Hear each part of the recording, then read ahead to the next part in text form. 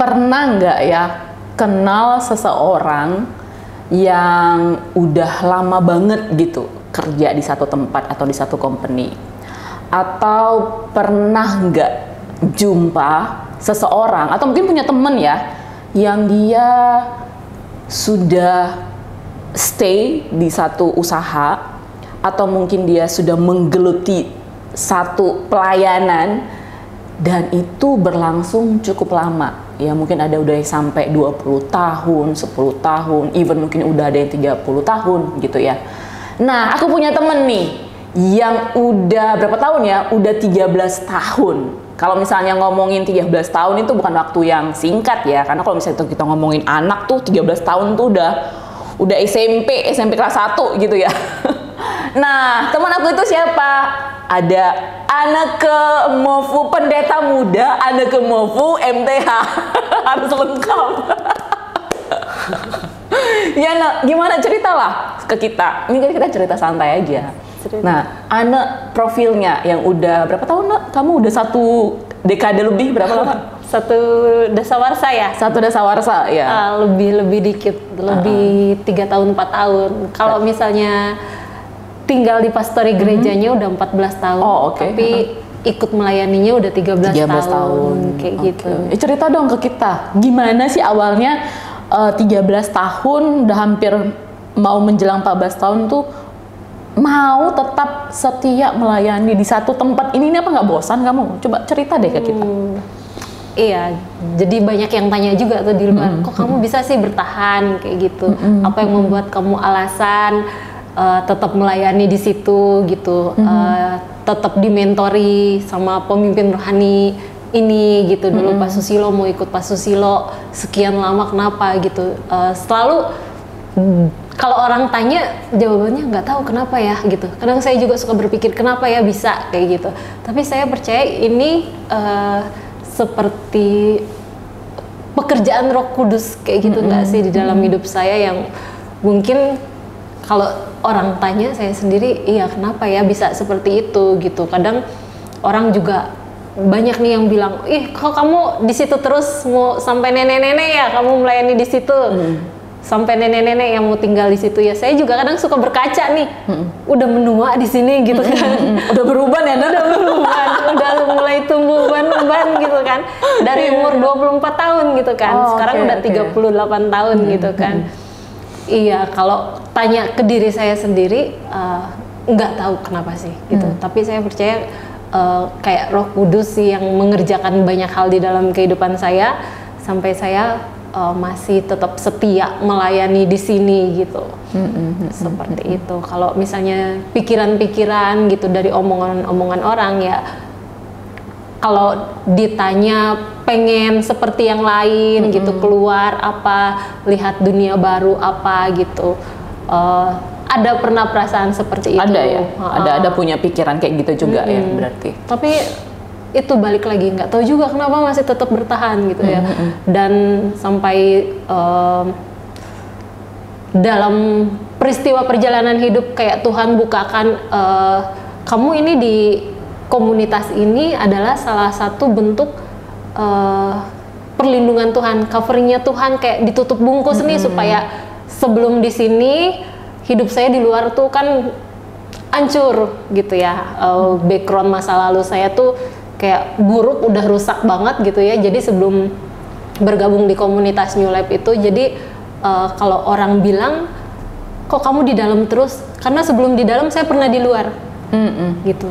Dari segi pekerjaan 3 bulan, 6 bulan itu pindah-pindah, pernah seperti itu. Tempat tinggal juga pindah-pindah seperti itu. Jadi sebelum saya masuk di sini, saya tinggal di luar, saya ngelihat kehidupan saya di luar seperti apa dan kehidupan saya di sini seperti apa gitu. Jadi bukan mau membanggakan komunitas atau membanggakan saya bisa setia gitu, tapi saya membanggakan kok Tuhan yang bekerja di dalam hidup saya sampai saya bisa gitu, sampai 14 tahun bersama-sama di pelayanan di tempat ini gitu. Nah itu. Tadi Ana bilang nggak tahu nih kenapa bisa 13 tahun sampai bertahan, tapi masa nggak tahu sih, Nak?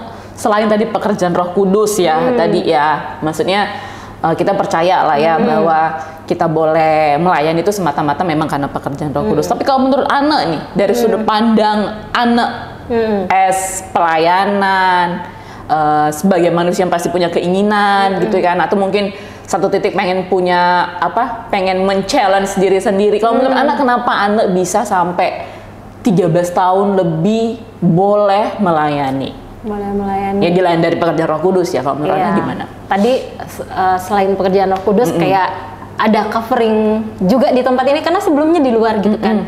Terus kan Anu punya anak juga nih, kayak gitu. Jadi kalau misalnya berpikir jauh ke depan gitu ya, berpikir bebas gitu ya. Ini anak di luar mungkin bisa, nggak tahu juga itu gambaran di pikiran saya. Mungkin saya sebagai seorang ibu single parent gitu ya, punya pikiran jauh. Kalau saya bawa anak saya keluar, saya di luar aja udah maksudnya istilahnya ya bandel kayak gitu. Saya nggak mau nih anak saya jauh lebih liar daripada apa yang pernah saya lakukan dulu seperti itu. Jadi saya di tempat ini di mana saya bertahan, untuk saya pribadi, saya juga melihat gimana sih supaya anak saya enggak berbaur dengan dunia luar gitu yang agak was-was. Kadang kalau saat melayani ya, pernah pelayanan di tempat pembinaan atau kayak penjara anak gitu kan, itu anak-anak usia 13 tahun, 14 tahun gitu kan, itu udah bisa masuk di dalam penjara, masuk di dalam pembinaan seperti itu buat saya sih, saya sebagai ibu nggak mau gitu anak saya seperti itu. Jadi ada juga ketakutan gitu ya, ya secara manusia ya, saya juga manusia gitu kan, punya rasa takut. Saya nggak mau nih anak saya menjadi liar, saya nggak mau anak saya terpengaruh lingkungan yang buruk, yang nggak baik gitu. Saya ngerasa ya di komunitas New Life ini, di tempat saya berada ini, selain sayanya sendiri yang dibentuk, anak saya juga terlindungi kayak gitu. Karena di mana orang tua rohani saya, pemimpin rohani saya juga menjaga kami seperti itu. Kalau di luar mungkin saya seperti dulu lagi, seperti burung lepas dari sangkar, bebas mau ngapain aja bebas gitu. Kalau saya kerja di luar juga mungkin dari segi income mungkin bisa lebih tinggi seperti itu ya, apalagi mengikuti UMR Kota Batam gitu yang udah besar. Tapi nanti anak saya dengan siapa seperti itu. Kalau di sini saya bersyukur, saya kerja, saya tinggal di sini, anak saya juga bersama saya seperti itu. Jadi ada hal-hal yang memang banyak dipikirkan gitu supaya anak saya juga ya terlindungi ya gitu ya. Saya percaya dimanapun kami berada, kalau Tuhan melindungi ya pasti gitu ya. Tapi selama saya hidup di dunia ini, komunitas juga bagi saya pribadi itu berperan penting seperti itu. Berarti sebenarnya yang membuat Anda bertahan, kalau misalnya aku boleh simpulkan, yang pertama karena di sini Anda mendapat covering ya. Betul. Dan ngerasanya mungkin ya concernnya juga ke anak, lebih ke situ ya berarti ya. Oke. Nah, balik lagi nih, kalau misalnya tadi anak ngomongin udah 13 tahun lebih melayani, hidup di pastori ya kan, terus juga melayani dalam gereja. Aku tuh kenal Ana dari tahun 2013 ya, nah ya 2013, jadi kita udah kenal hampir 12 tahun ya, 12 tahun. hampir 12 tahun. Dan aku melihat sih ada beberapa orang mungkin dalam circle pelayanan yang sekarang yang Ana lakukan, ada yang keluar, ada yang masuk, ada yang keluar masuk gitu ya, udah keluar masuk lagi gitu kan, tapi ada yang keluar lagi, even ada juga yang keluar itu untuk selama-lamanya gitu kan. Nah, meninggoy dong. Oh bukan, oh ya ada juga ya, ada juga yang meninggal, juga ada yang ke rumah bapak dengan begitu cepat. Tapi ada juga yang maksudnya keluar dari circle pelayanan yang anak lakukan sekarang dan akhirnya memutuskan untuk hidup di dunia sekuler gitu ya. Nah, sekarang juga ada orang-orang baru kan juga yang ditempatkan di dalam circle pelayanan anak. Nah, kalau menurut anak nih ya, dari kacamata anak, apa yang membuat mereka bisa melakukan itu, tapi anak melakukan hal yang sebaliknya gitu. Selain tadi itu covering, tapi apa sih sebenarnya? Kan lebih enak mereka tinggal di dalam ya, gitu ya. Karena anak juga tadi udah ngomongin kan beberapa hal yang bisa kita dapatkan dalam pelayanan gitu ya. Jadi bukan hanya ngomong materi aja sebenarnya, karena anak sebenarnya jadi saksi hidup ya kan. Inilah pelayanan yang dilakukan gitu. Tapi kenapa kenapa mereka memutuskan untuk itu sih? Ada yang keluar, ada masuk, ada yang keluar hingga akhirnya memutuskan nggak pelayanan lagi segala macam. Nah, kalau anak gimana? Dari kacamatanya anak dah, sebagai ibu kos. Dari kacamata saya, terus dari komunikasi gitu ya. Kadang kalau misalnya orang keluar ya sedih gitu, ditanya kok kenapa sih kamu keluar gitu, kok nggak tinggal di sini lagi gitu kan. Ya tapi itu keputusan masing-masing sih ya. Mereka merasa ya kalau di sini mungkin ada aturan-aturan, ada waktu. Kalau misalnya keluar 9:30, lu harus sudah ada di dalam nih gitu kan, kayak gitu. Kalau di luar mungkin bebas, lebih bisa banyak melakukan apa yang mereka mau gitu untuk mengejar impian-impian mereka seperti itu. Nah, kalau saya pribadi ya saya ngerasa damai sejahtera itu sih apa ya? Ada sesuatu yang selama ini nggak saya dapatkan di luar dan gimana ya menceritakannya ya, mungkin nggak rohani-rohani juga gitu ya, tetapi ada rohaninya juga gitu. Jadi maksudnya gimana tuh? Ambigu ya, bingung karena ini ambigu maksudnya gimana tuh, Nak? Gimana? Coba dijelaskan. Kayak susah dijelaskan dengan kata-kata karena hidup itu pilihan ya. Dan tiap orang memilih untuk hidup bahagia sesuai dengan caranya mereka sendiri gitu.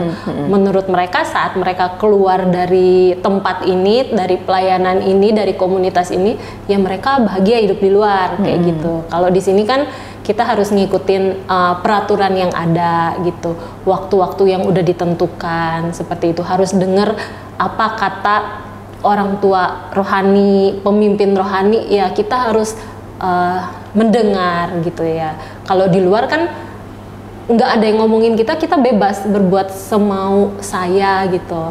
Nah, yang saya dapatkan di sini walaupun ada aturan gitu ya, ada jam malam, kamu 9:30 harus sudah pulang nih, tapi saya percaya itu semua untuk kebaikan saya gitu ya. Saya perempuan gitu kan, anak saya juga gitu ya. Jadi kayak ada damai sejahtera yang saya nggak bisa dapat di luar kayak gitu. Ada orang-orang pemimpin-pemimpin rohani saya yang sayang sama saya gitu, yang nggak bisa saya dapatkan di luar. Padahal saya nggak ada hubungan darah sama mereka gitu, tapi mereka mau sebegitu sayang ke saya dan anak saya. Mereka mau seperhatian itu kepada saya dan anak saya yang mungkin kalau di luar saya nggak mendapatkan hal itu gitu. Apalagi udah yatim piatu nih, mama papa udah meninggal gitu kan gitu. Jadi kalau saya melihat kasih dari pemimpin-pemimpin rohani saya sih kepada saya dan anak saya gitu, sampai akhirnya ya mungkin gesekan itu ada juga ya, mungkin dari ketidaksepahaman saya dengan pemimpin rohani saya juga ada gitu. Aturan yang mereka buat untuk saya, kadang saya ngerasa kok saya dibeginikan sih gitu, kok saya diperlakukan seperti ini sih. Tapi kayak kembali dibukakan, mereka melakukan itu karena mereka sayang sama saya seperti itu. Jadi setiap orang punya pilihan hidupnya masing-masing sih, dan saya memilih untuk tetap setia melayani di tempat ini karena saya merasa saya disayangi di sini seperti itu sih. Yang mungkin di luar saya yang mencari kasih sayang kemana gitu, tapi di sini saya kayak udah fulfill banget, udah dapat semua kasih dari Tuhan, dapat kasih dari orang tua rohani, pemimpin rohani, dapat kasih dari keluarga New Life-nya sendiri, dapat gitu, dengan caranya mereka masing-masing mengasihi saya. Mungkin ada yang mengasihi saya dengan cara jutek, mungkin ada yang mengasihi saya dengan diemong gitu, disayang gitu, dengan berbeda-beda karakter. Saya ngerasa saya dan anak saya dikasihi seperti itu. Jadi kalau menurut Ana, orang yang memutuskan keluar dari sini karena nggak merasa dikasihi kah? Atau gimana? Iya, karena ada itu tadi perbedaan pendapat antara pemimpin rohani dan kita gitu ya, yang mungkin mereka belum terbuka gitu. Ngapain sih lu ngatur-ngatur lu bukan orang tua gue, ngapain seperti itu. Kadang pikiran seperti itu ada muncul gitu. Pernah juga nih, saya pernah punya pacar. Mama saya setuju, keluarga saya setuju. Nah, pemimpin rohani saya nggak setuju gitu. Terus saya berpikir, ngapain sih kok diatur-atur begini banget gitu. Orang tua keluarga saya aja setuju gitu.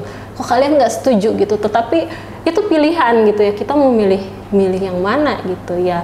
Di saat ada pilihan-pilihan seperti itu ya saya berdoa sama Tuhan. Saya percaya orang tua rohani saya juga nggak mau menjebloskan saya jatuh ke jurang kayak gitu. Jadi saya berpikir ya udah saya coba nurut gitu, karena mungkin dari segi kerohanian mereka bisa melihat lebih jauh daripada apa yang saya lihat gitu, seperti itu. Kalau 13 tahun ngomongin orang melakukan itu aja gitu ya. Even aku yang kayaknya ngelakukan rutinitasnya kayak gitu aja tuh kayaknya bosan sih.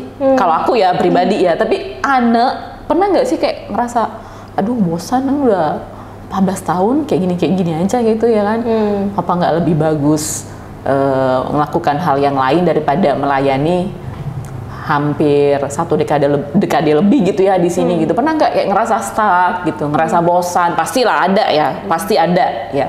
Karena ya udah ngaku aja gitu. pasti udah ngerasa bosan kan gitu ya. Nah, kayak melakukan pelayanan ini kayak udah rutinitas aja gitu. Pasti ada ya. Bosan, stagnan, Senin sampai Minggu pelayanan ini kayak ini rutinitas gitu ya. Jadi kayak ini udah bukan pelayanan tapi kayak pekerjaan yang memang harus dilakukan gitu. Kayak udah stagnan. Ini bener nggak sih? Sempat berpikir sebenarnya yang saya layani ini Tuhan atau pemimpin rohani saya. Sebenarnya yang saya layani. Kenapa bisa berpikiran kayak gitu? Iya, karena setiap kegiatan yang dilakukan itu kan pemimpin rohani nggak sih yang mengadakan?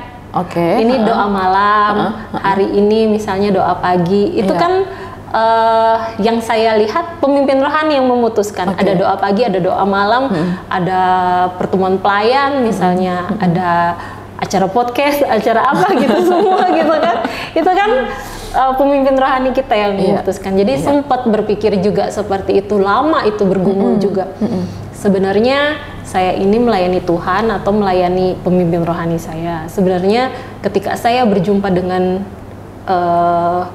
jemaat gitu ya, saya ini sedang melayani Tuhan atau melayani manusia sih, kayak gitu. Sempat itu berpikir sampai saya tuh lama juga nggak berdoa.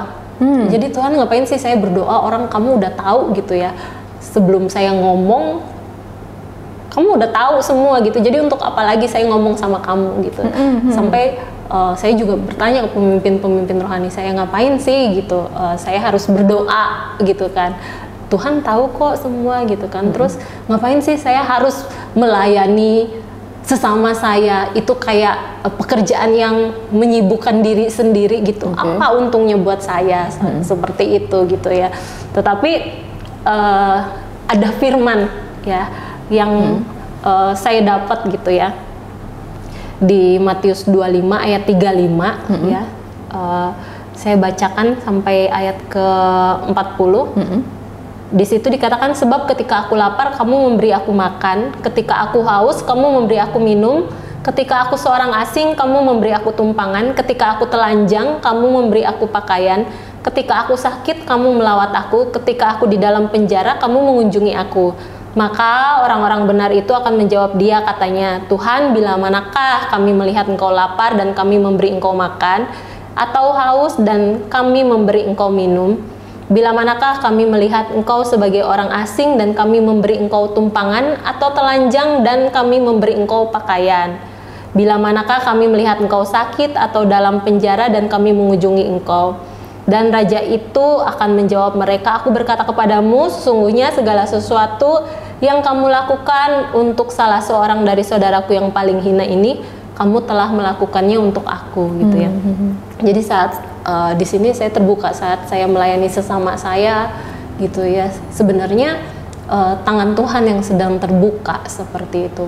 Ketika kita ngelihat saudara kita kesusahan, saudara kita lapar, lalu kita memberi bantuan lah istilahnya gitu kan, berdoa buat mereka, kita memberikan apa yang bisa kita bantu gitu sesuai kemampuan kita. Sebenarnya itu sedang melakukan untuk Tuhan gitu. Jadi di situ saya terbuka gitu. Ya banyak hal proses seiring berjalannya waktu selama 14 tahun Tuhan bukakan banyak-banyak hal gitu. Saat kamu nolong sesama kamu, sebenarnya kamu sedang melakukan untuk aku gitu. Jadi di situ saya dibukakan gitu ya. Kadang saya bertanya, benar nggak nih saya melayani Tuhan gitu. Ternyata Tuhan bukakan saat kamu melayani sesamamu, ya kamu sedang melakukannya untuk aku, seperti itu.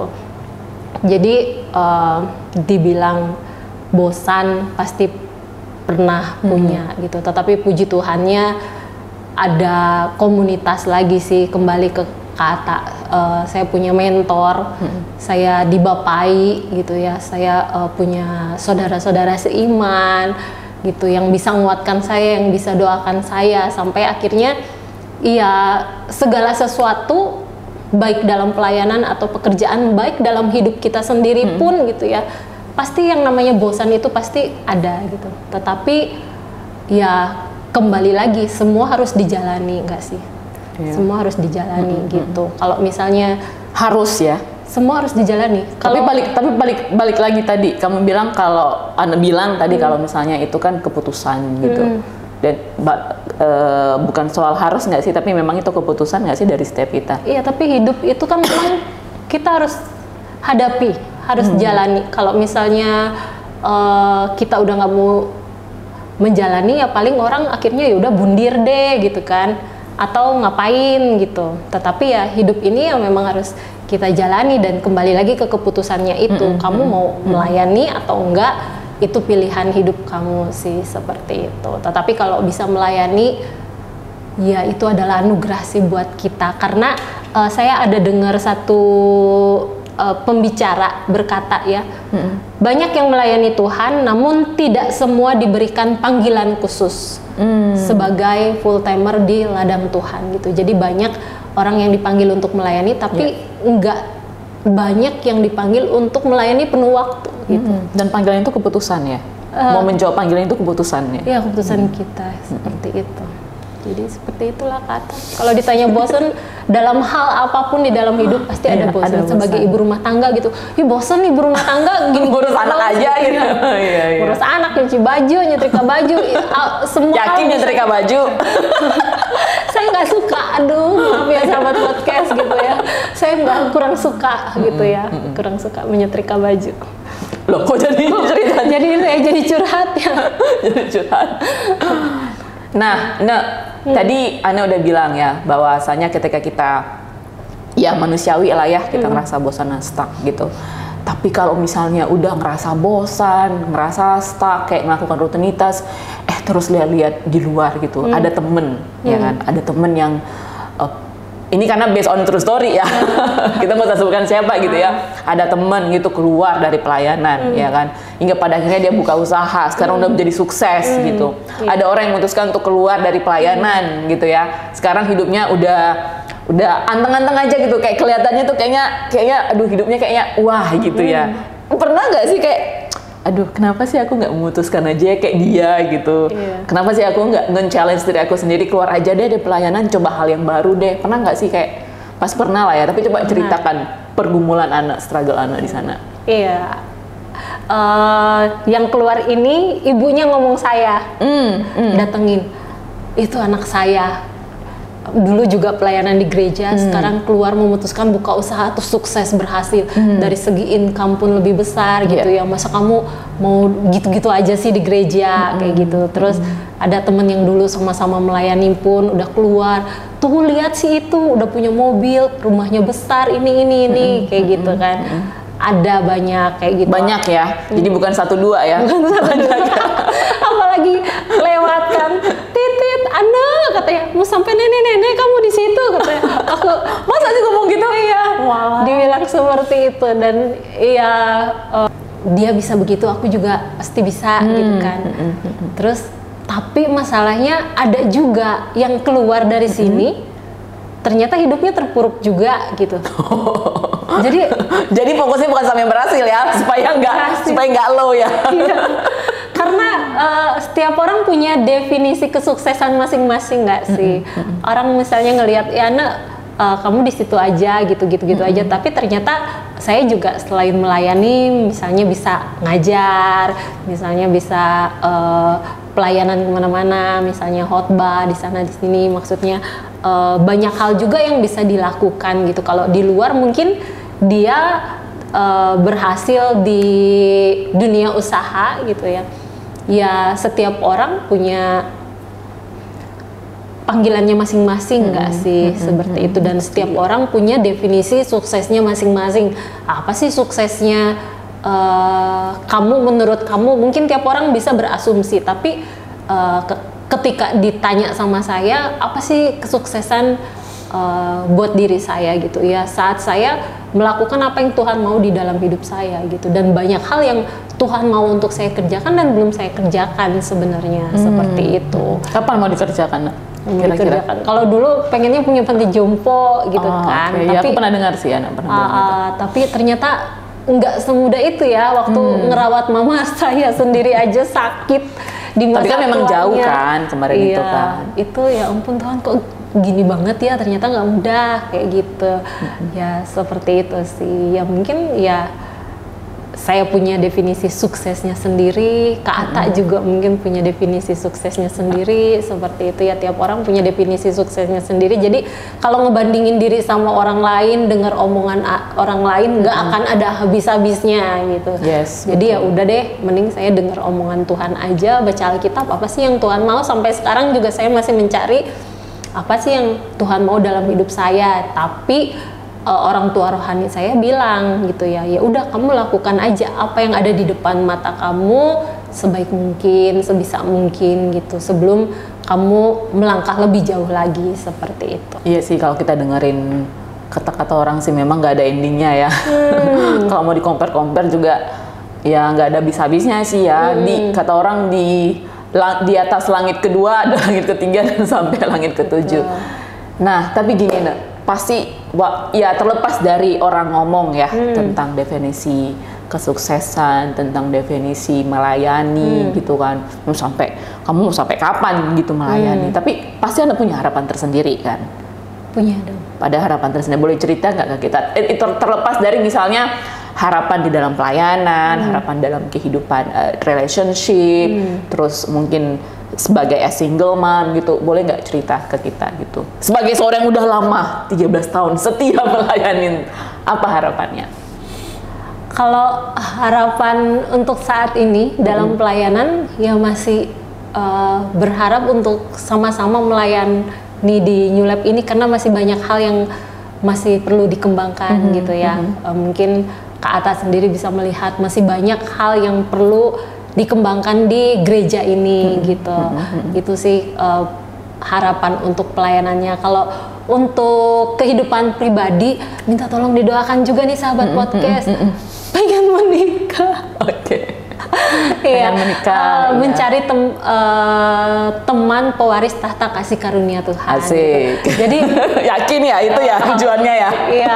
Tujuannya menikah tuh itu. Banyak hal ya, banyak hal yang tidak bisa disebutkan satu persatu gitu ya. Tetapi salah satunya itu teman pewaris tahta kasih karunia Tuhan gitu. Sama-sama melayanilah bareng, bergandengan tangan yuk gitu. Terus membesarkan anak-anak kita bersama-sama juga, anak Asik. saya juga. Ya. Bersama-sama anak kita ya. Dan kalau buat anak saya sih harapan saya mau anak saya takut sama Tuhan, cinta Tuhan, itu aja sih yang terpenting buat dia gitu. Dari segi hal yang lain-lainnya, saya ingin anak saya itu cinta Tuhan, takut Tuhan, itu yang terpenting harapan saya untuk anak saya, seperti itu.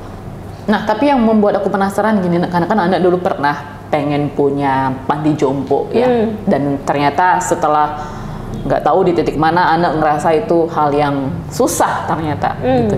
Nah, tapi anak punya kayak harapan tersendiri nggak dalam pelayanan? Kayak contoh mungkin kayak bapak rohani kita juga semua punya bentuk-bentuk pelayanan masing-masing kan, dan kita udah ngelihat pelayanan mereka termanifestasi gitu. Nah kalau anak sendiri yang udah 13 tahun, kalau kita ngomongin anak udah mulai mungkin 10 tahun yang lalu, mungkin sekarang tuh udah termanifestasi luar biasa gitu. Nah apa yang pengen anak bangun dalam pelayanan anak sendiri gitu? Yang kalau menurut anak ini loh yang pengen Tuhan perkatakan dalam hidupku, apa sih?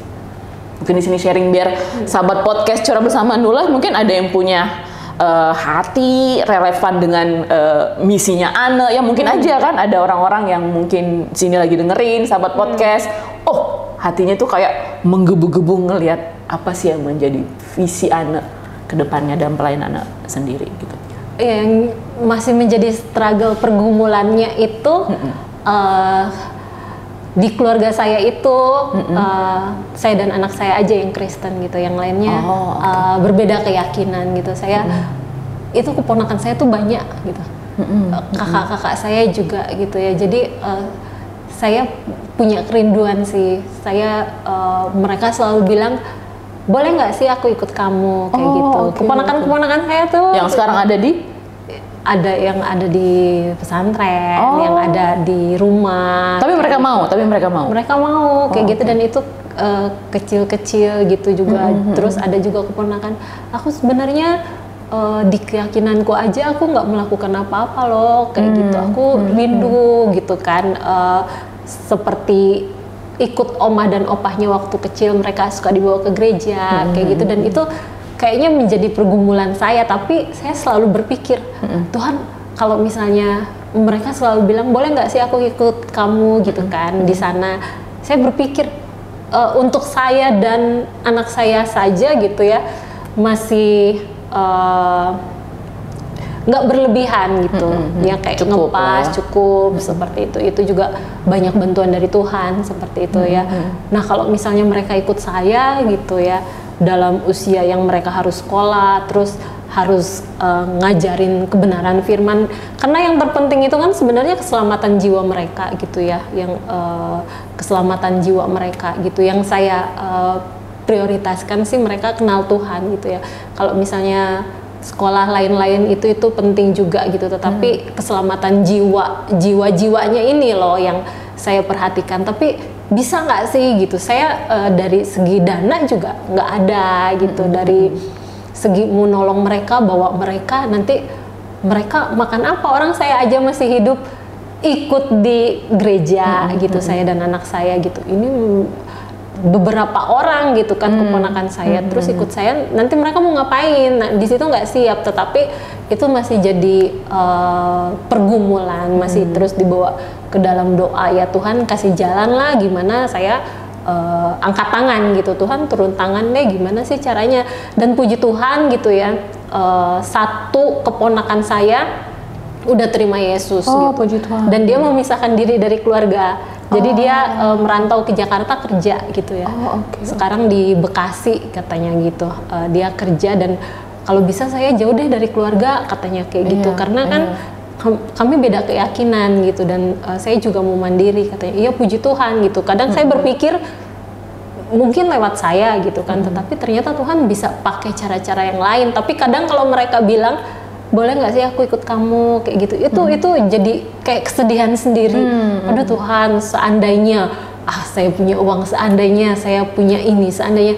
Jadi itu kadang suka bermain gitu. Tapi ya balik lagi sih, saya nggak bisa berbuat apa-apa gitu. Saya cuma bisa angkat tangan, ya Tuhan turun tangan lah gitu. Mungkin saat ini saya cuma bisa berdoa untuk mereka, kedepannya saya serahkan sama Tuhan. Itu sih yang paling kayaknya menyentuh hati banget. Ini saudara, masa orang lain gitu ya, kadang suka ada kadang kita orang lain pengen pelayanan, pengen punya ini gede gitu kan, padahal sebenarnya ya keluarga kita juga bentuk orang pelayanan. lain kamu tolong, misalnya orang lain kamu doakan, ini loh sedarah daging kamu sendiri, masa kamu biarin seperti itu. Masih ada pikiran seperti. Jadi itu yang menghambat anak ya, dan lebih ke depannya dengan dana seperti ini cukup atau nggak lebih ke situ ya hambatannya ya berarti ya. Oke. Gitu. Nah, Nak, terakhir Nak, karena memang aku pengen cerita banyak sih sama Anak sebenarnya ya. Tanpa direkam juga sebenarnya kita udah banyak cerita. Tapi ini sahabat podcast Curhat Bersama Nullah lagi nonton podcast ini. Nah, kita ingatkan kembali ya, kalau kita punya Instagram, kita punya TikTok, silakan di-follow. Dan jangan lupa juga untuk subscribe New Life Batam, channel YouTube kita. Karena kita setiap hari Kamis bakalan tayang podcast Curhat Bersama New Life setiap hari Kamis jam 7 malam. Nah, itu kita ingatkan kembali untuk sahabat podcast Curhat Bersama New Life. Terakhir, Mbak, kasih quote dong ke kita. Kira-kira apa nih yang bisa memotivasi, yang relate dengan tema kita pada malam hari ini, yang hidup kadang-kadang kita ngerasa kayak kita melakukan hal yang itu aja gitu ya. Hidup kita kayaknya nggak termanifestasi, hidup kita itu kayaknya stuck di situ aja. Udah berapa puluh tahun tetap melakukan hal yang sama gitu. Dan orang ngeliatnya, aduh ini orang kok gitu-gitu aja sih gitu. Nah, tapi apa yang bisa Ana share ke sahabat podcast Curhat Bersama New Life untuk memotivasi mereka supaya ada loh, ini loh kalau kita mau melakukannya dengan setia apapun itu. Boleh share nggak? Tempat terindah adalah tempat di mana Tuhan mau kamu berada. Banyak orang mencari kesana kesini jalan, pekerjaan, mungkin kebahagiaan gitu, tapi mereka nggak mendapatkan karena mereka nggak mencari sumbernya gitu. Jadi ada satu sumber, yaitu Tuhan Yesus sendiri, yang Dia biasa kasih damai sejahtera ke dalam kehidupan kamu gitu. Dan saya merasakan yang terpenting dalam hidup saya tuh, saya ngerasa damai sejahtera dengan segala keadaan dan kondisi yang terjadi. Damai sejahtera Tuhan itu nggak bisa saya dapatkan di mana-mana sih, hanya bisa di tempat di mana Tuhan mau kamu berada. Itu aja.